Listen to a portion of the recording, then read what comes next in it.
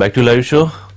YCP విస్తృత స్థాయి సమావేశం జరిగింది. అందుబాటులో ఉన్న ఎమ్మెల్యేలు, ఎంపీలు, ఎమ్మెల్సీలు, పార్టీ నాయకులందరితో అధినేత సమావేశం అయ్యారు. ముఖ్యంగా ఇంటింటికి ప్రజా బ్యాలెట్, గడప గడపకు వైసీపీ 2 ఏళ్ల పాలనలో ఇచ్చిన హామీలు నెరవేర్చలేదు ఆంధ్రప్రదేశ్ ప్రభుత్వం అనే విషయం మీద సంబంధించి సీరియస్ గా ఈ అంశం మీద దృష్టి పెట్టి ముందుకెళ్తే 2019లో అధికారం దక్కించుకోవడం చాలా సునాయాసంగా జరుగుతుంది అనే రీతిలో మొత్తం అందరికీ సూచనలు చేశారు. అయితే ఈ ప్రోగ్రాం చాలా సీరియస్ గా తీసుకుంటున్నాను, ఇందులో నిర్లక్ష్యం జరిగితే సీరియస్ గా ఉంటుంది అని చెప్పి కూడా అధినేత చెప్పినట్టుగా పత్రికల్లో ఇవాళ వార్తలు వచ్చాయి. మరోవైపు ఆంధ్రప్రదేశ్ సచివాలయానికి సంబంధించిన ముఖ్యమంత్రి మరోసారి పరిశీలించారు. ఆగస్టు నాటికి పూర్తవుతుంది. వెలగపూడిలోనే వర్షాకాల అసెంబ్లీ సమావేశాలు జరుగుతాయని చెప్పారు. మరోవైపు కేంద్రం నుంచి రావాల్సిన సహాయం గురించి మరొకసారి మాట్లాడారు. అయితే కేంద్రం ప్రతి విషయంలో ఏపీకి రావాల్సిన విషయాల్లో కొర్రీలు వేస్తోందా, ముఖ్యంగా రెవెన్యూ లోటుకు సంబంధించి, ఇతర విభజన అంశాలకు సంబంధించి హామీల విషయంలో కొంత నిర్లక్ష్య ధోరణి ఏమన్నా వహిస్తోందన్న రీతిలో కూడా వాళ్ళ కథనాలు వచ్చాయి. మరోవైపు కేంద్ర కేబినెట్ విస్తరణలో ఏపీకి అవకాశం ఉండకపోవచ్చు, ఎందుకంటే నిధులు కావాలి మాకు, పదవులు వద్దని ఏపీ ముఖ్యమంత్రి స్పష్టం చేసినట్టు కేంద్ర వర్గాలకి పత్రికల కథనాలు వచ్చాయి. ఈ అంశాల మీద విషయాలు మాట్లాడదాం. మనతో పాటు వాసిరెడ్డి పద్మ గారు, వైఎస్ఆర్సీపీ అధికార ప్రతినిధి, పార్టీ ముఖ్య నేత జాయిన్ అవుతున్నారు. దేవి శ్రీరామ్ గారు, శివరాం గారు మాజీ ఎమ్మెల్యే, టీడీపీ సీనియర్ నేత, రమేష్ నాయుడు గారు ఏపీ బీజేపీ ముఖ్య నేత, వైజాగ్ నుంచి లైవ్ లోకి అందుబాటులోకి వస్తున్నారు ద్రోణంరాజు శ్రీనివాస్ గారు, మాజీ ఎమ్మెల్యే, ఏపీ కాంగ్రెస్ సీనియర్ నాయకులు. నమస్కారం శ్రీనివాస్ గారు. రైట్, పద్మ గారు. మొత్తం మీద దాదాపుగా అందరూ హాజరైనట్టేనా? అయితే కొంతమంది ఎమ్మెల్యేలు అటు అమెరికా టూర్లో ఉన్నట్టున్నారు, ఒక 20-25 మంది. సరే, ముఖ్యమైన వాళ్ళందరూ హాజరైతే అధికారానికి దగ్గరగా రావడం అనే అంశం మీద గడప గడపకు వైసీపీ అనే కార్యక్రమం తీసుకుంటున్నారా? ప్రధాన ఎజెండా అదేనా? అంటే నిన్న సరే కొంతమంది ఎమ్మెల్యేలు మీరు అన్నట్టు అటా సభలకు వెళ్ళినప్పటికీ కూడా చాలా మంది కోఆర్డినేటర్స్, అదేవిధంగా ఇన్ఛార్జీలు అందరూ కూడా చాలా పెద్ద ఎత్తున పాల్గొన్నారు. అయితే ఇవాళ ఏంటంటే ఇందులో ఎసెన్స్ ఏంటంటే ఒక రాజకీయ నాయకులు లేకపోతే ఒక సంబంధించిన నియోజకవర్గ బాధ్యతలు చూస్తున్నటువంటి వాళ్ళు ఎవరైనా సరే నిత్యం ప్రజల మధ్య ఉండాలి అనేటటువంటి జగన్మోహన్ రెడ్డి గారు ఇంతకుముందు చెప్పినటువంటిది ఇప్పుడు కూడా అదే కాన్సెప్ట్ తోటి పెట్టినటువంటి కార్యక్రమం. ఎందుకంటే ఆ ఇంటి కష్టం ఏంటనేటటువంటిది ఒక ప్రజానాయకుడిగా తెలుసుకోవాల్సినటువంటి అవసరం ఉంది.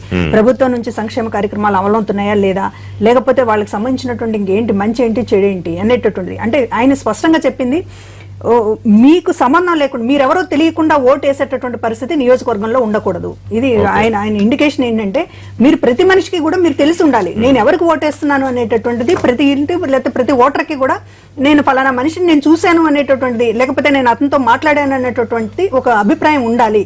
ఉండకుండా తెలియని వాళ్ళతో ఓట్లు వేయించుకోవడము, లేకపోతే పార్టీ వేవు, లేకపోతే జగన్మోహన్ రెడ్డి గారిని చూసి వేయడము, ఇట్లాంటివి కాదు. ఖచ్చితంగా ఒక క్యాండిడేట్ అనేటటువంటి ఓటర్కి తెలిసి ఉండాలి అనేటటువంటి ఒకటి. దాంతో పాటుగా ఈ రోజున ప్రభుత్వంలో ఏం జరుగుతుంది, ప్రభుత్వం చాలా హామీలు ఇచ్చింది, అరిచేతిలో స్వర్గం చూపించింది, అవి ఇస్తాం ఇవి ఇస్తామని చెప్పింది. మొదటి 5 హామీలే ఇవాళ అమలు జరగడం లేదు. అట్లాంటప్పుడు కష్టంలో ఉన్నటువంటి కుటుంబాలకు గానీ, కష్టంలో ఉన్న రైతుకు గానీ, మహిళకు గానీ, లేకపోతే ఇతర వర్గాలకు సంబంధించినటువంటిది గానీ ఈ రోజున ఒక ధైర్యం ఇవ్వాల్సినటువంటి అవసరం, ఒక భరోసా ఇవ్వాల్సినటువంటి అవసరం, వాళ్ళ కష్ట నష్టాల్లో పాలు పంచుకోవడం అనేటటువంటి కాన్సెప్ట్ జరుగుతుంది. సరే, అంతిమంగా ఇది రాజకీయ పార్టీకి ప్రయోజనమా అనేటటువంటిది ప్రయోజనాలు లేకుండా ఎవరు కూడా చేయరు. ఖచ్చితంగా ఒక గెలుపు అనేటటువంటిది లక్ష్యం అయినప్పుడు ప్రజలకు చేరువు కావాలి అనేటటువంటి ప్రభుత్వ వ్యతిరేకతను ప్రజల్లో దాన్ని ముందుకు తీసుకెళ్తూ ప్రజలకు చేరువు కావాలి, ప్రజలతో మేము ఎప్పుడు ఉన్నాము అనేటటువంటిది ఒక లీడర్ అనిపించుకోవాలి. ఈ వైఎస్ఆర్ కాంగ్రెస్ పార్టీ సంబంధించినటువంటి ఎమ్మెల్యేలు కావచ్చు, నియోజకవర్గ సమన్వయకర్తలు కావచ్చు, మాకు నిత్యం అందుబాటులో ఉంటున్నారు అనేటటువంటి అభిప్రాయం రావడం ద్వారానే మనం సక్సెస్ అవుతాం. అడ్డదారులు ఏమీ ఉండవు గెలుపుకి అనేటటువంటి చెప్పింది. ఏదో డబ్బు కుమ్మరిద్దాము, లేకపోతే మరొక విధంగా తప్పుడు హామీలు ఇద్దాము, మోసపు హామీలు ఇద్దాము, అట్లా అధికారంలోకి వద్దాము అనేటటువంటి మీరు అనుకోవద్దు. షార్ట్ కట్స్ ఉండవు, ఉన్నా కూడా అవి నిలవవు అనేటటువంటిది చెప్పినటువంటి నేను. షార్ట్ కట్స్ ఉండవు. గెలుపుకి ఎప్పుడు కూడా ప్రజలు, నాయకుడు అనేటటువంటి ఒక ముఖాముఖి సంబంధం ద్వారానే గెలవగలం తప్ప షార్ట్ కట్స్ ఉండవు అనేటటువంటిది చెప్పిన. ప్రజల్లోకి వెళ్ళి వాళ్ళ అభిమానం ముందు పొందాలి. రైట్, శివరాం గారు, అదొక కార్యక్రమం. అయితే ముఖ్యంగా ప్రభుత్వం ఇచ్చిన హామీలు 2 ఏళ్లలో అసలు ఎంతవరకు నెరవేరాయి అనే దానికి సంబంధించి ఒక 100 ప్రశ్నలు సిద్ధం చేసుకుని గడప గడపకు అనే సీరియస్ ప్రోగ్రామ్ తో వెళ్తోంది వైసీపీ.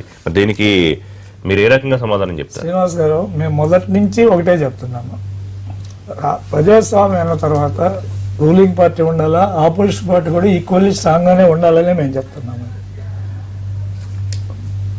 ఎలక్షన్ అప్పుడు పోట్లాడతాము, ఇది గెలుపు కోసం పోట్లాడటం అంటే వేరే ఫిజికల్ కాదు, గెలుపు కోసం ప్రజల్లో పోరాడతాం. గెలిచిన వాళ్ళు ఎక్కువ మెజార్టీ గెలిచిన వాళ్ళు రూలింగ్ పార్టీ అవుతుంది. అదర్ థింగ్, ఆంధ్రప్రదేశ్లో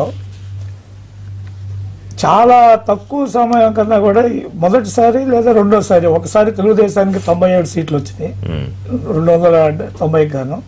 మళ్ళా మొన్న ఒక ఆపోజిషన్ పార్టీగా 175కి 67 రావటం అనేది తక్కువ కాదు. It's a good number. అయితే మేము మొదటి నుంచి ఏం చెప్తున్నాము, మీ ఒక్కసారి ఎలక్షన్ అయిన తర్వాత ఒక ఆపోజిషన్ పార్టీ లీడర్ అయితే is just next in protocol కానీ హోదాల్లో కానీ సీఎం గారి తర్వాత ఆయన స్పీకర్ తర్వాత సీఎం గారు, స్పీకర్ తర్వాత ఈయన. మీరు మీ బాధ్యత ఆపోజిషన్ లీడర్గా ఒక పక్క ప్రభుత్వాన్ని క్రిటిసైజ్ చేస్తూ మరో పక్క నిర్మాణాత్మకమైన సూచనలు కూడా ఇవ్వాలి ప్రభుత్వానికి. ఎప్పుడు 24 గంటల క్రిటిసిజం కరెక్ట్ కాదు. అది ఎక్కడ చేయాలో క్రిటిసిజం చేయాల్సింది ఆపోజిషన్ పార్టీ వాళ్ళు ఏదో మెచ్చుకుంటారని ఎవరు కూడా ఆశించరు. కానీ నిర్మాణాత్మకమైన క్రిటిసిజం చేయటం, మరో ప్రక్క రాష్ట్ర అభివృద్ధి కోసం ఈ విధంగా పోండి ముందుకనేది చెప్పాల్సిన చట్టసభ ఇన్ని రోజులు పెడితే ఒక్కరోజు కూడా అర్థవంతమైన చర్చ జరగకుండా కరెక్ట్ గా మంచి సబ్జెక్ట్ ఉన్న రోజు వాకౌట్. అంటే ముఖ్యంగా ప్రతిపక్షం అనేది ఏంటంటే చాలా హామీలు ఇచ్చారు 2014 ఎన్నికల ముందు, అందులో అసలు ఎన్ని నెరవేరాయి అంశంతో ముందుకు మాట. ప్రభుత్వ హామీలు అనేది ఒక ఎత్తు, ప్రభుత్వ హామీలు ఇచ్చి మెయిన్ హామీలు we're on way doing it.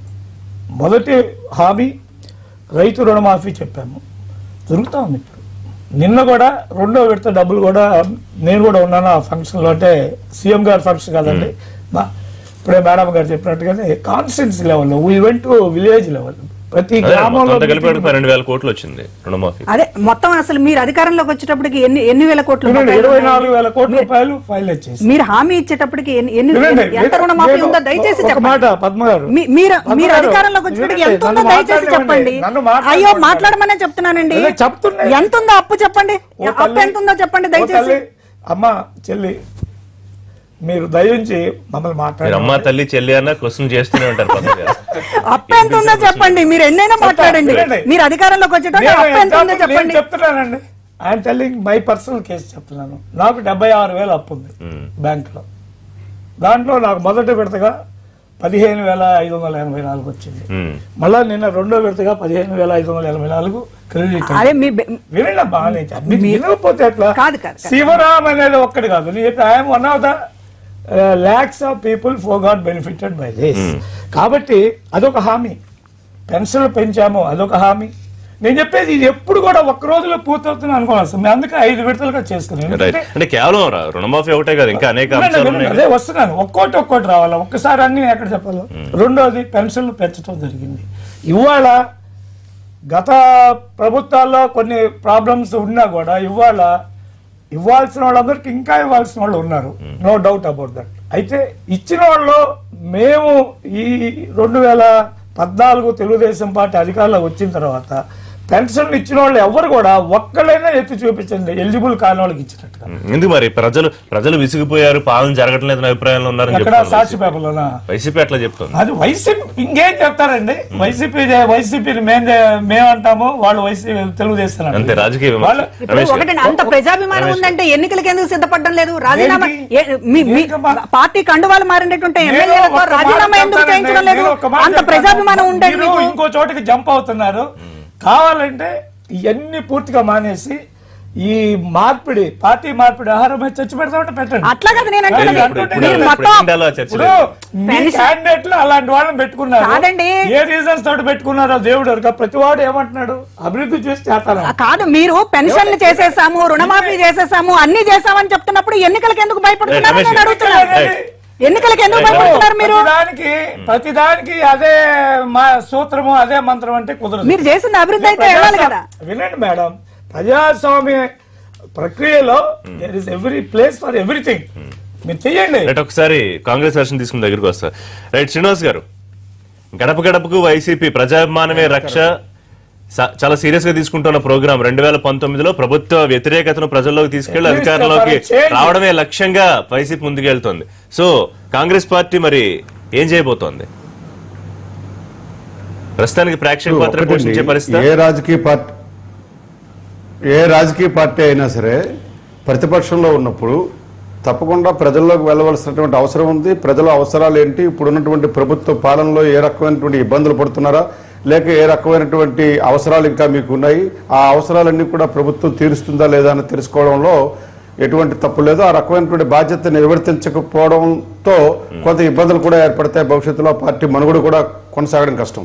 ముఖ్యంగా కాంగ్రెస్ పార్టీకి సంబంధించిన వరకు గడిచిన 2 సంవత్సరాల్లో 2014లో ఎన్నికలు జరిగాయి. ఆ రోజు ప్రజలు మమ్మల్ని పూర్తిగా తిరస్కరించారు విభజన అనేటువంటి అంశం మీద.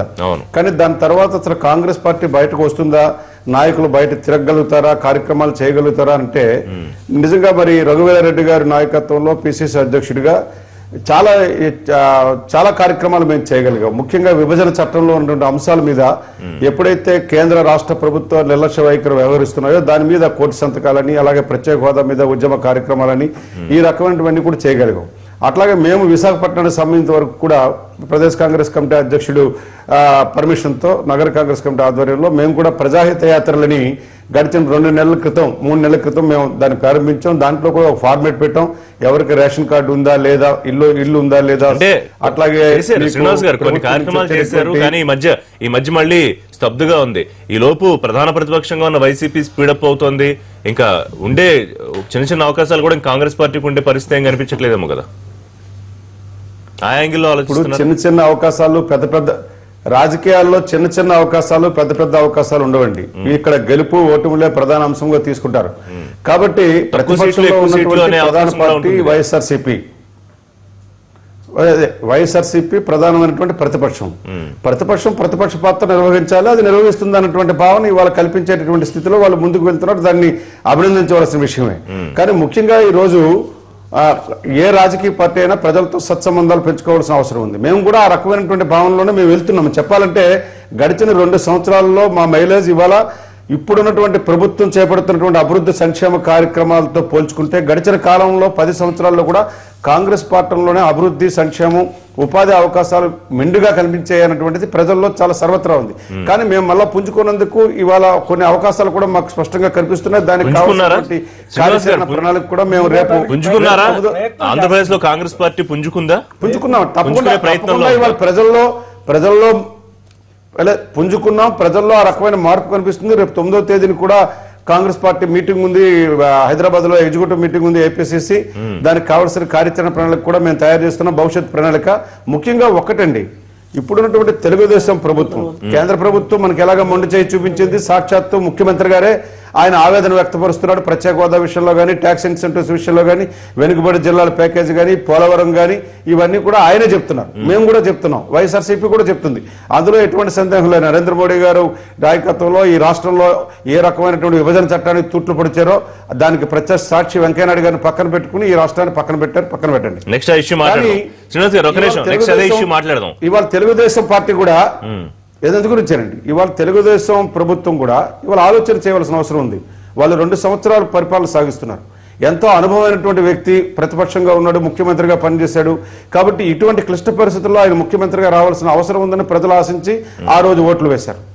కానీ ఈ 2 సంవత్సరాల్లో మనం చూసుకుంటూ ఉంటే పరిపాలన అంతా అమరావతి చుట్టూ తిరగవలసినటువంటి అవసరం ఉంది. కానీ దిగువ స్థాయిలో ఏం జరుగుతుంది, పరిపాలన యంత్రాంగం ఎట్లా ఉంది అన్నది ఒక్కసారి నిశ్చితంగా ముఖ్యమంత్రి గారు కూడా పరిశీలన చేసుకోవాల్సిన అవసరం. మాట్లాడదాం మళ్ళీ అంశాల మీద మాట్లాడదాం. ఒక నిమిషం రమేష్ నాయుడు గారు, అంటే కేవలం రాజధాని చుట్టూ మాత్రమే తిరుగుతోందా, పాలన జరగట్లేదా వైసీపీ కాంగ్రెస్ ఆరోపిస్తున్నట్టు? మిత్రపక్షంగా మీరేం ఫీల్ అవుతున్నారు? ఒకటి, రాష్ట్రం విడిపోయినటువంటి సమయంలో ప్రజలందరూ కూడా భావించింది మాత్రం కార్యదీక్ష పరుడు రాబోయే రోజుల్లో ఒక ప్రజా రాజధానిని అద్భుతంగా నిర్వహించేటటువంటి సత్తా చంద్రబాబు నాయుడు గారికి ఉందన్నటువంటి ఉద్దేశంతో అధికారాన్ని ఇచ్చారు.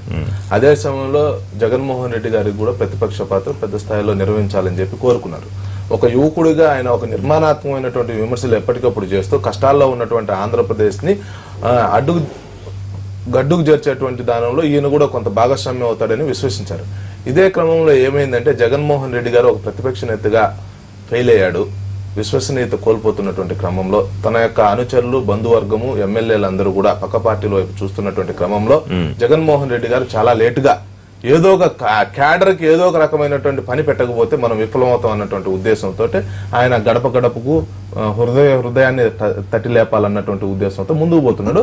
అది వాళ్ళ యొక్క హక్కు, దాన్ని వెల్కమ్ చేద్దాం కూడా. అయితే చంద్రబాబు నాయుడు గారు కూడా ఈ సమయంలో 2 సంవత్సరాలు గడిచినటువంటి కాల వ్యవధిలో ఆశించినటువంటి గతంలో ఆయన పరిపాలన చేసినటువంటి ఉమ్మడి ఆంధ్రప్రదేశ్ లో చేసినటువంటి స్థాయిలో జరగట్లేదు అనేది కూడా కొంత ప్రజల్లో ఉంది. రాబోయే 3 సంవత్సరాల్లో ఆయన కారణం ఏంటి? భాగం కాబట్టే మేము నిర్మాణాత్మకమైనటువంటి సూచనలు చేస్తున్నాం, తప్పును కూడా విమర్శిస్తున్నాం. నిన్న విజయవాడ సంఘటన కావచ్చు, ఇసుకు సంబంధించినటువంటి సమయంలో కుంభకోణం జరుగుతున్నటువంటి పరిస్థితుల్లో ప్రజలు అందరూ కూడా ఇబ్బంది పడుతున్నటువంటి క్రమంలో మేము ప్రశ్నించాం. ఆయనకు ఒక నిర్మాణాత్మక సూచన చేశాం, దాని మీద పాలసీ మార్చుకున్నాడు, దాన్ని అభినందించాం.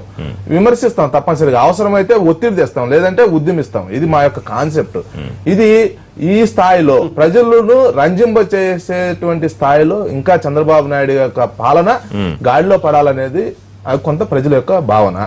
ఇంకొక విషయం ఏంటంటే, ఫైనల్ గా నేను చెప్పడం ఏంటంటే, రాబోయేటువంటి ఎన్నికలను దృష్టిలో పెట్టుకునే కాకుండా రాబోయే తరాలను దృష్టిలో పెట్టుకుని జగన్మోహన్ రెడ్డి గారు వ్యవహరిస్తే బాగుంటుంది అనేది మా అభిప్రాయం. వాళ్ళ యొక్క పత్రికలో వాళ్ళ యొక్క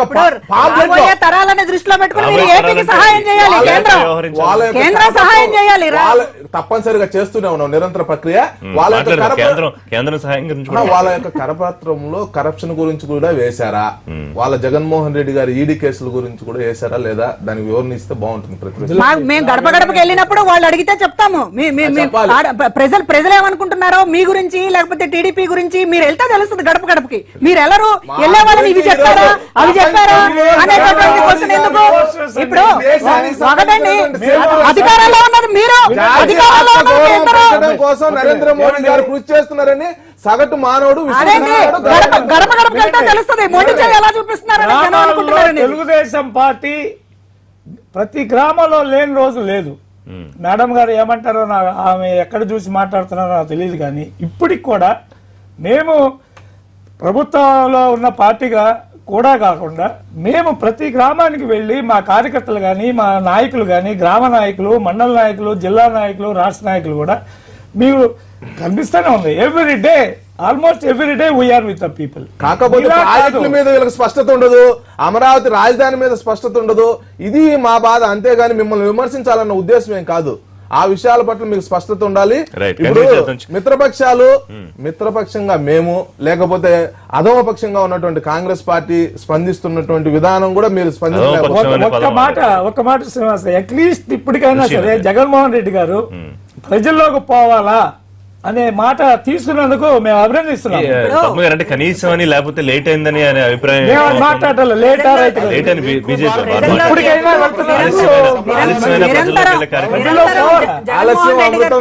జగన్మోహన్ రెడ్డి గారు నిరంతరం ప్రజల మధ్య ఉంటున్నారు. గడప గడప అనేటటువంటి కింది స్థాయి నాయకులు వెళ్ళడానికి పెట్టినటువంటి ప్రోగ్రామ్ తప్ప ప్రతి నెల కూడా ఈ రోజు జగన్మోహన్ రెడ్డి గారు పర్యటనలు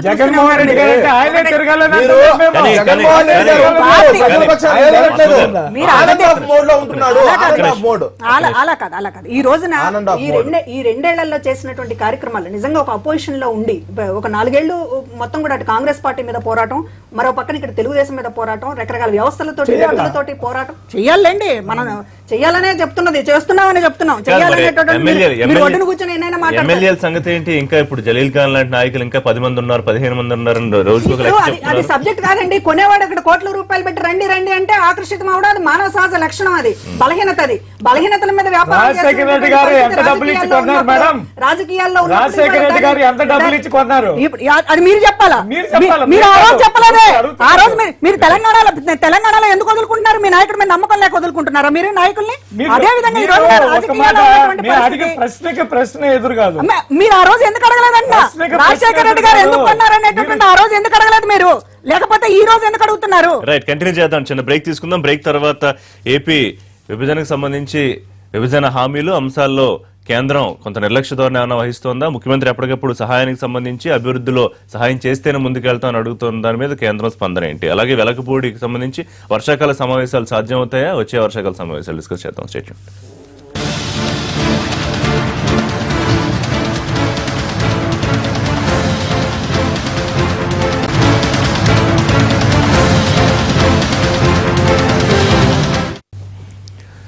వెల్కమ్ బ్యాక్. ఆంధ్రప్రదేశ్ రాష్ట్రానికి రావాల్సిన విభజన చట్టంలో ఉన్న నిధులు, మిగతా అంశాలకు సంబంధించి ఒకసారి డిస్కస్ చేద్దాం. రమేష్ గారు, అంటే ప్రతిసారి ముఖ్యమంత్రి అడుగుతూ ఉంటారు సహాయం చేయాలి, అభివృద్ధిలో ముందుకెళ్లాలి, కనీసం మిగతా రాష్ట్రాలతో పోటీ పడే స్థాయి వచ్చే వరకు సహాయం చేయాలి. కానీ దానికి భిన్నంగా కనిపిస్తున్న పరిస్థితి ప్రత్యేక కథనం చూస్తే కనుక విభజన అంశాలు సమస్యలపై కొంచెం కేంద్రం పట్టించుకోని ధోరణి ఉంది. ఒకవేళ పట్టించుకున్న ప్రతిదానికి కొర్రీలు, రెవెన్యూ లోటుకు సంబంధించి లేకపోతే సంక్షేమ కార్యక్రమాలకు సంబంధించి, FRBM కనీసం దాని సవరణ గురించి కూడా. అంటే ఇదే పరిస్థితి కొనసాగితే మరి ప్రత్యేకంగా చూస్తామన్న విషయాన్ని ఎలా మీరు ప్రూవ్ చేసుకోగలుగుతారు? ఒకటి, చంద్రబాబు నాయుడు గారు అభివృద్ధి విషయంలో చాలా ఆతృతతో కూడినటువంటి వ్యక్తి. ఎప్పుడు ప్రపంచంలో నెంబర్ 1 గా ఉండాలి, భారతదేశంలో నెంబర్ 1 గా ఉండాలన్నటువంటి ఆలోచన. లక్ష్యాలు పెద్దగా పెట్టుకో కాబట్టి నిరంతరం నాకు కావాలి కావాలి కావాలి. ఆయన గతంలో కూడా ఎర్రంనాయుడు గారిని మాత్రమే కేంద్ర మంత్రివర్గంలో తీసుకుంటానంటే కూడా ఆ సమయంలో కూడా ఆయన మాకు నిధులు వస్తే చాలు, మాకు మంత్రివర్గం ఆలోచన తీరు ఆ విధంగా ఉంటుందనే దానికి ఉదాహరణ.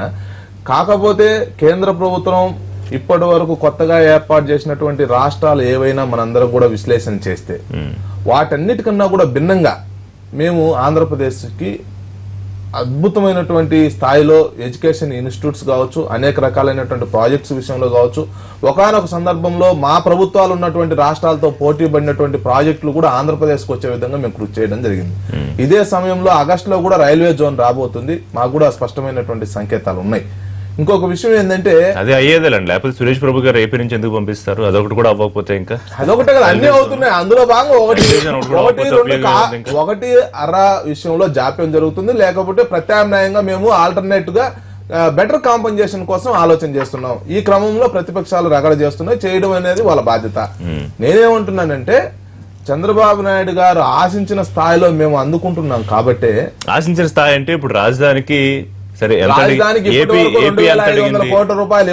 మొత్తం తేల్చిందే, మీరు ఇంకా మొత్తం ఇంకొక 1500 కోట్ల కన్నా వచ్చే అవకాశం 1000 కోట్లు మాత్రం ఇవ్వడం జరిగింది. వాజ్పేయి గారి హయాంలో అక్కడ కూడా మా రాష్ట్రమే, దాన్ని విభజన చేసింది కూడా మేమే. దానికి ఇచ్చినటువంటి నిధులు ఏంటంటే 1000 కోట్లు. కానీ అమరావతికి ఇప్పటికే 2500 కోట్ల రూపాయలు ఇవ్వడం జరిగింది. ఇంకా కూడా ఇవ్వడానికి సంసిద్ధత వ్యక్తం చేస్తూ అరుణ్ జైట్లీ గారు చెప్పడం జరిగింది. ఇంకొక విషయం ఏంటంటే ఆర్థిక లోటు ఏదైతే ఉందో దానికి అధికారుల మధ్య సమన్వయం లోపం. అంతేగాని కాగు సంబంధించినటువంటి రిపోర్ట్లు కావచ్చు, కేంద్ర ప్రభుత్వంలో ఉన్నటువంటి అధికారుల యొక్క రిపోర్ట్ ఇప్పటికీ అసలు ఎంత అనేది ఒక స్పెసిఫిక్ నెంబర్ ఇప్పటికీ క్లారిటీ లేదు. 16,000 కోట్లని రాష్ట్రం అంటే 11,000 ఒకసారి కేంద్రం, మళ్ళీ కాదు 13,000 కోట్లని మళ్ళీ వీళ్ళు రిపోర్ట్లు పంపించడం, మళ్ళీ 6,000 కోట్లు కోత పెడుతున్నారు, మళ్ళీ కేంద్రం సమాధానం. అసలు ఇప్పటికీ అంత ఫిగర్ అనేది ఇప్పటికీ ఒక క్లారిటీ లేదు. శ్రీనివాస్ గారు 2 అంశాలు. ఒకటి, ప్రతిదానికి కేంద్రం కొరీలు పెడుతోందా రాష్ట్రానికి చేయాల్సిన సాయం విషయంలో? రెండోది, కేంద్ర కేబినెట్ లో విస్తరణ సంబంధించి ముఖ్యమంత్రి చెప్పిన మాట కరెక్ట్ గానే ఉందని కాంగ్రెస్ అనుకుంటోందా? అంటే నిధులు ఇవ్వండి, మాకు పదవులు అవసరం లేదని చెప్పడం సమర్థిస్తుందా కాంగ్రెస్ పార్టీ? అసలు ఇందులో అంతుపట్టినటువంటి రహస్యం ఒకటి ఉందండి. ఎందుకంటే బుందేల్ఖండ్ లాంటి రాష్ట్రానికి 1,28,00,000 మంది జనాభా ఉంటే 7,236,000 కోట్ల రూపాయలు ఇచ్చారు 5 సంవత్సరాల్లో.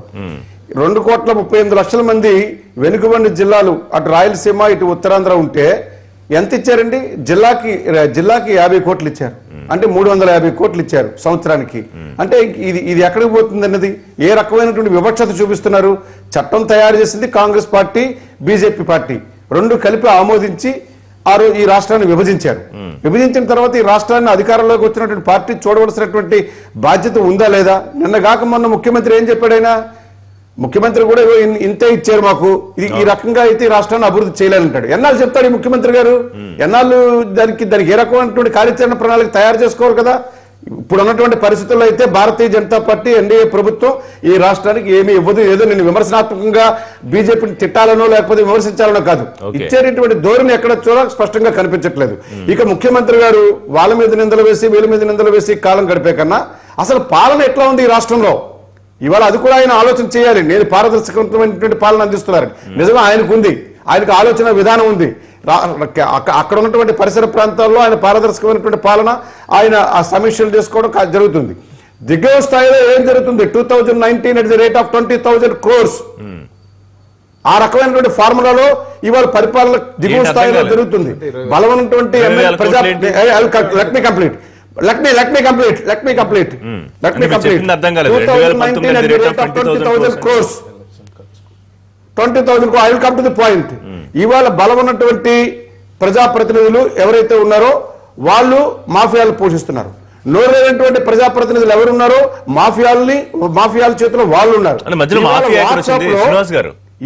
వాట్సాప్ లో నోట్ ఫైల్స్ పంపిస్తున్నారు అధికారులకి, హెచ్ఓడీస్ కి.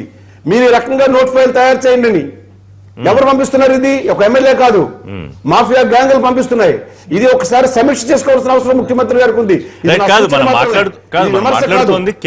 తప్పు జరుగుతుందన్నది కేంద్రం రాష్ట్రానికి ప్రత్యేకంగా చూస్తోందా లేదా? There is interlinked. ఇక్కడ ఈ రకంగా జరుగుతుంటే కేంద్ర ప్రభుత్వం నుంచి రావాల్సినటువంటి నిధులు ఏవైతే ఉన్నాయో అవి ఎక్కడ దేనికి కూడా ఈ 5 సంవత్సరాల్లో జరిగేటటువంటి పరిస్థితులు లేవు. ఎక్కడ కూడా రాష్ట్రం ముందుకు వెళ్లేటటువంటి ప్రగతి లేదు. పోలవరం పడుకుంది. వెనుకబడిన జిల్లాల ప్యాకేజ్ డిపిఆర్ ఎక్కడైనా తయారు చేస్తారా? Detail project report. వెనుకబడిన జిల్లాలకి ఈ రకంగా ఎన్ని వేల కోట్లు ఇస్తున్నామని ఎఫ్ఆర్బిఎన్ 2005లో యూపీఏ ప్రభుత్వం చేసింది.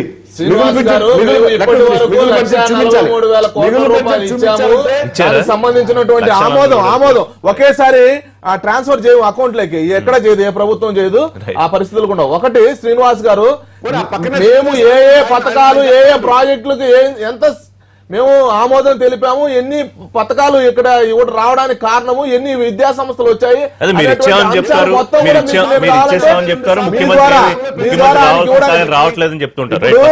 డ్రెడ్జింగ్ ప్రాజెక్ట్ చేస్తే 3600 కోట్ల రూపాయలు. శ్రీనివాస్ గారు డ్రెడ్జింగ్ కార్పొరేషన్ 3600 కోట్ల రూపాయలు ఇచ్చాము, 65,000 కోట్ల రూపాయలు రోడ్లకి ఇచ్చాము, 2500 కోట్లు అమరావతి. పోలవరానికి సంబంధించినటువంటి విషయంలో కేంద్ర ప్రభుత్వం ఎక్కడైనా కూడా 90-10% నిష్పత్తిలో జాతీయ ప్రాజెక్ట్ అయినా ఉంటుంది. కానీ పోలవరానికి సంబంధించినటువంటి దాంట్లో ముంపు బాధితులకు కూడా నష్టపరిహారం కూడా మేమే ఇస్తామని చెప్పి వచ్చినటువంటి ప్రభుత్వం ఏదైనా ఉందంటే అది కేంద్ర ప్రభుత్వం. అట్లాంటి రెండు అంశాల మీద కేంద్రం రాష్ట్రానికి చేస్తున్న సహాయం, కేంద్ర కేబినెట్ లో నిధులు కావాలి ముఖ్యమంత్రి అడిగిన దాని మీద మీ శ్రీనివాస్ గారు ఒక్క నిమిషం అండి, మళ్ళీ మాట్లాడతాం మీతో. రైట్. ఇప్పుడు కేంద్ర కేబినెట్ లో మాకేదో మంత్రి పదవులు వద్దు, కేంద్రం నుంచి సహాయం కావాలి అనేటటువంటిది ఇది వినడానికి బానే ఉంది. కానీ ఇవాళ కేంద్రంలో మంత్రి పదవులు ఉన్నా లేకపోతే మంత్రి పదవులు తీసుకోకపోయినా కేంద్రం నుంచి అదనంగా వస్తుంది అనేటటువంటిది ఒక మాట కూడా ఇవాళ చంద్రబాబు గారు కూడా ఆయన నమ్మే పరిస్థితి లేదు. ఆయన ఓపెన్ గానే చెప్తున్నారు కేంద్రం నుంచి సహాయం ఇదే 2500 కోట్లు ఇస్తే కనీసం కేబుల్ వైర్లు వేయడానికి కూడా సరిపోదు అనేటటువంటి అసంతృప్తిని ముఖ్యమంత్రి స్థాయిలో వ్యక్తం చేసిన తర్వాత కేంద్రం నుంచి ఇంకా అదనంగా వస్తుంది అనేటటువంటిది కాదు. సరే, ఇందులో ఈ లిటిగేషన్ మళ్ళీ ఇక్కడ ఏదో త్యాగం మంత్రి పదవులు ఏదో త్యాగం చేసినట్టు ఒక బిల్డప్ ఇచ్చుకుంటే ఓకే, వాళ్ళ పార్టీకి ఉపయోగం జరుగుతుంది, అది వేరే విషయం, పక్కన పెట్టండి. కానీ కేంద్రం నుంచి నిజంగా జరుగుతున్నది ఏంటి? ఎందుకు వీళ్ళిద్దరు కూడా ఇంత హైడ్రామా నడపడం? కేంద్రం నుంచి అసలు ఏం జరుగుతుంది, ఇటు రాష్ట్ర ప్రభుత్వం నుంచి ఏం జరుగుతుంది? ఇద్దరు కూడా వాళ్ళ ఎజెండాలు పెట్టుకుని ఇక్కడ పై నుంచి వచ్చినప్పుడు మేము ఇంత ఇచ్చామని అది వీళ్ళు మాట్లాడడం, అసలు మీ లెక్కలు ఏంటని చెప్పి వీళ్ళు అడక్కపోవడం, ఇదంతా చూస్తుంటే కేంద్రం ఇంత ఇచ్చాము, చాలా భారీగా ఇచ్చాము అనేటటువంటి చెప్తా ఉన్నప్పుడు రాష్ట్ర ప్రభుత్వం తరపున ఒక శ్వేతపత్రం గానీ లేకపోతే కేంద్రం దగ్గర ఒక రిప్రజెంటేషన్ గానీ అసలు మీరు ఇచ్చింది ఏంటి, మీరు అన్నది ఏంటి, ఇచ్చింది ఏంటి, ఇవ్వాల్సింది ఏంటి అనేటటువంటి ఇంతవరకు కూడా ఎక్కడ క్లారిటీగా మాట్లాడడం లేదు. అంతా కూడా ఒక ముసుగులు వేసుకున్నటువంటి పద్ధతి అనేటటువంటి మంచి పద్ధతి కాదండి. కొత్త రాష్ట్రం ఏర్పడినప్పుడు కేంద్రానికి సంబంధించినటువంటి నిధులు ఇచ్చినప్పుడు వీళ్ళ లెక్కలు వీళ్ళు చెప్పాలి. అదేవిధంగా రాష్ట్రం ఏం కోరింది, కేంద్రం ఎందుకు ఇవ్వడం లేదు అనేటటువంటి వాళ్ళు చెప్పాల్సినటువంటి అవసరం ఉంది. ఇట్లా చెప్పకుండా ఈ రోజు జరుగుతున్నటువంటి దీనివల్ల ఇవాళ రాష్ట్ర ప్రభుత్వంలో జరుగుతున్నటువంటి అసలు కేంద్రం చూసుకున్నటువంటి వైఖరి ఏంటంటే మేము ఇచ్చేటటువంటి సహాయం, మేము ఇచ్చేటువంటి లెక్కల గురించి మీరు క్వశ్చన్ చేయొద్దు, మీరు చేసేటటువంటి డిజైన్ సింగపూర్ దగ్గరికి వెళ్తారో లేకపోతే ఏం వెళ్తారో మేము క్వశ్చన్ చేయమన్నట్టుగా ఉంది. ఇవాళ రాజధానికి సంబంధించింది అసలు సింగపూర్ స్విస్ ఛాలెంజ్ లో ఏం జరుగుతుంది అనేటటువంటి కేంద్రం పట్టించుకోవడం లేదు. ఇవాళ విజయవాడలో మొత్తం కూడా రోడ్లు ఎందుకు కూలగొడుతున్నారో మీకు తెలుసా? మాకు అందినటువంటి సమాచారం ప్రకారం దాని వెనుక చైనా డిజైన్ ఉంది. ఇవాళ మొత్తం కూడా విజయవాడ నగరం నడిబొడ్డున గుళ్ళు కూడగొట్టేసి ఒక బ్రిడ్జ్ కట్టేసి దాని ఒక నదిలో స్టీమర్లు నడిపితే చాలా బ్రహ్మాండంగా ఉంటుందని చైనా ఇచ్చినటువంటి డిజైన్ ప్రకారం జరుగుతున్నటువంటి ఇవేమి కేంద్రానికి అక్కర్లేదు. సింగపూర్ వచ్చి కూర్చుంటుందా, చైనా వచ్చి కూర్చుంటుందా అనేటటువంటి వాళ్ళకి అక్కర్లేదు. ఎందుకంటే రాష్ట్ర ప్రభుత్వం వాళ్ళకి చాలా అనుకూలంగా ఉంది. వీళ్ళు ఇచ్చినా ఇవ్వకపోయినా రాష్ట్ర ప్రభుత్వం అడిగేటటువంటి పరిస్థితి లేదు. కనుక ఈ రోజున కేంద్ర రాష్ట్రం కూడా ఈ వైఖరి వల్ల ఏపీ నష్టపోతుంది. రెండు విషయాలండి. ఒకటి వాస్తవం,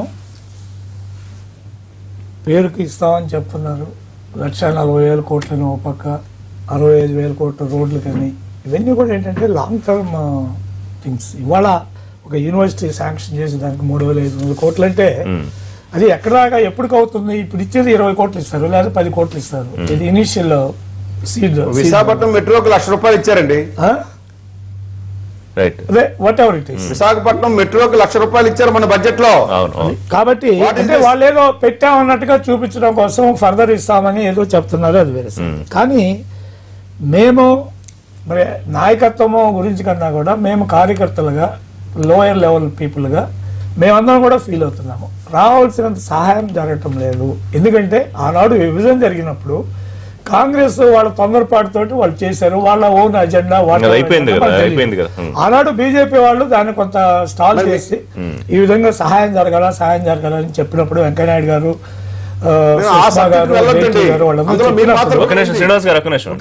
మీ పాత్రకు ఉంది, మీరు లేఖ ఇచ్చారు. అందుకే మళ్ళీ అదే అది వద్దులేండి, అయిపోయింది కదా, ఎప్పుడు 2 ఏళ్ల క్రితం అయిపోయింది.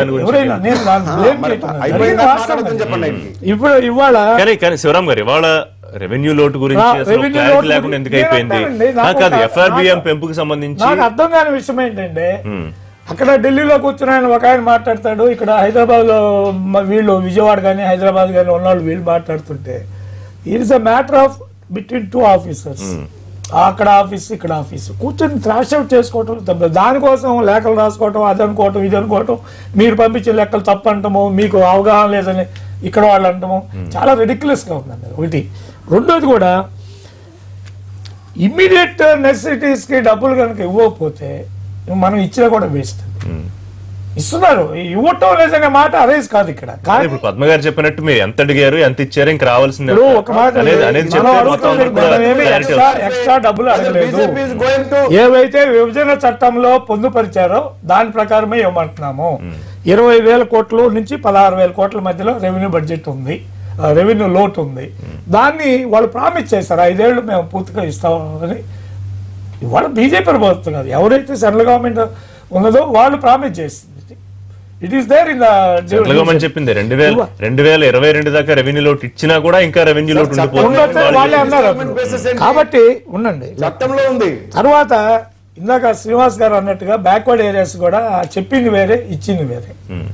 ఎందువల్ల ఇవ్వాలా ఎందువల్ల ఇవ్వకూడదు అనే దానికి ఇది కరెక్ట్ కాదు. మా రాష్ట్రాలు అంత ఇచ్చాము మీ రాష్ట్రాలు ఇంత ఇచ్చినప్పుడు ఫర్ ఎవ్రీ వాదన రెండో వాదన కూడా ఎమ్మడే వచ్చేస్తుంది. మీరు చెప్పింది కరెక్ట్ కాదు, మీరు ఇచ్చింది పేరేమో మన గడ్కరీ గారు వచ్చి 65,000 కోట్లు శాంక్షన్ అన్నాడు.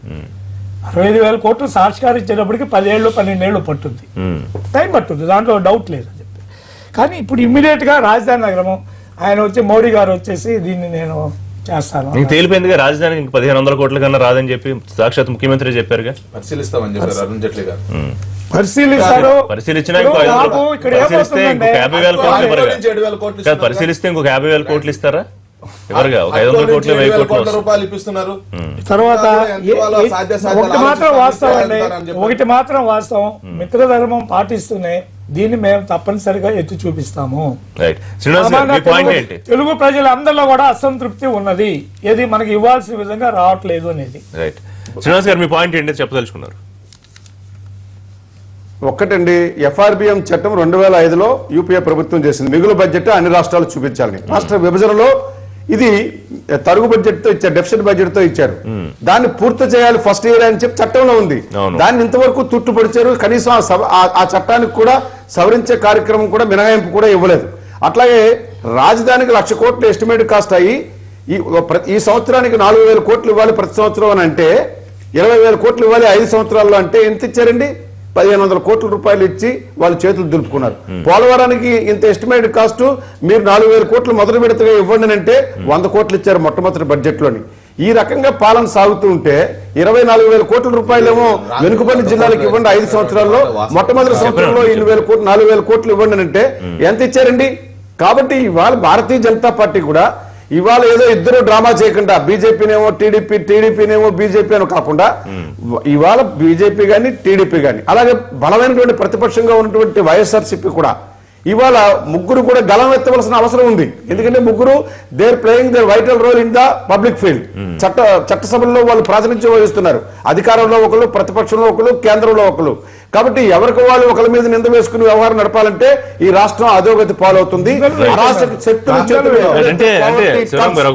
పావర్టీ ఎక్కడైతే పెరుగుతుందో అరాచక శక్తులు కేంద్ర సాయం గురించి అడుగుతారు. బీజేపీ మాట్లాడినప్పుడు ఏమి ఇస్తున్నాము ఇంత ఇచ్చేస్తున్నాం అని చెప్పారు. కానీ క్లారిటీ ఇస్తే లేకపోతే డ్రామాలను ప్రతిపక్షాలు అంటాయి, కన్ఫ్యూజన్ లో ఉన్నామని ప్రజలు కూడా అనుకునే పరిస్థితి ఉంటుంది. ఋషి గారు, నేను చెప్పాల్సినటువంటి అభిప్రాయం ఏంటంటే నేనే సమాధానం చెప్పలేదు అందరికి. ఒకటి, రాజధాని నిర్మాణం సందర్భంగా చేసేటువంటి రింగ్ రోడ్లకు 20,000 కోట్ల రూపాయలు ప్రభుత్వం ఇవ్వడానికి సుముఖత వ్యక్తం చేసింది. అది కూడా మీరు లెక్కలేకి తీసుకోవాలి. హడ్కో నుంచి రుణం 20,000 కోట్ల రూపాయలకు సంబంధించినటువంటివి 65 ఓవరాల్ లింకేజ్. ఇంకొక విషయం, మీకు పోలవరానికి సుమారు 1850 కోట్ల రూపాయలు రావడం జరిగింది. 100% నిధులు మేమే పెట్టుకుంటామని చెప్పింది. కాకపోతే అక్కడ ఉన్నటువంటి అథారిటీకి ఇక్కడ ఉన్నటువంటి రాష్ట్ర ప్రభుత్వానికి సంబంధించినటువంటి వాళ్ళకి కొద్దిగా మొన్ననే సమన్వయ భేటీ జరిగింది. ఇంకొక విషయం చెప్తున్నా, ఇంకొక విషయం, దుర్గగుడికి సంబంధించినటువంటి కాంగ్రెస్ లగడపాటి రాజగోపాల్ గారు 30 ఏళ్లుగా ఉన్నటువంటి డిమాండ్ తీర్చలేకపోతే మేము నాని గారు పోయినటువంటి మొదటి సంవత్సరంలో 450 కోట్ల రూపాయలు ఇచ్చాం. అనేక పెట్రోలియం యూనివర్సిటీస్ ఇస్తున్నాం.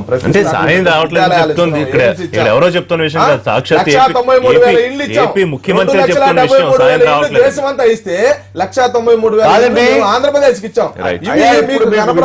జరుగుతున్నటువంటిది ఏంటి పరిస్థితి? ఏమండి విజయవాడలో జరుగుతున్నటువంటి పరిస్థితి, మీరు తెలుగుదేశం వాళ్ళు నడి రోడ్డు మీద నడి బజార్లో మీరు కొట్టుకుంటుంటే ఒప్పందాలు చేసుకో, మిత్రపక్షం అయినా కూడా లేకుంటే శత్రుపక్షం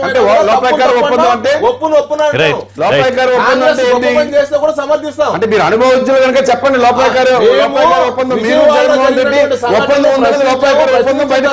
తప్పును సరిదిద్దుకునేటువంటి ప్రయత్నం వాళ్ళు చేశారు. సొల్యూషన్ వచ్చింది కదా ఇప్పుడు స్వామీజీలు డిమాండ్లకి దానికి సంబంధించి క్లారిటీ కూడా వచ్చింది. ఎనీవే, థ్యాంక్ యూ శ్రీనివాస్ గారు, థ్యాంక్ యూ రమేష్ గారు, థ్యాంక్ యూ శివరామ్ గారు, థ్యాంక్ యూ పద్మ గారు. ఇది వాళ్ళ లైవ్ షో. మరిన్ని లైవ్ అండ్ పొలిటికల్ అప్డేట్స్ కోసం చూస్తూనే ఉండండి ఎన్టీవీ.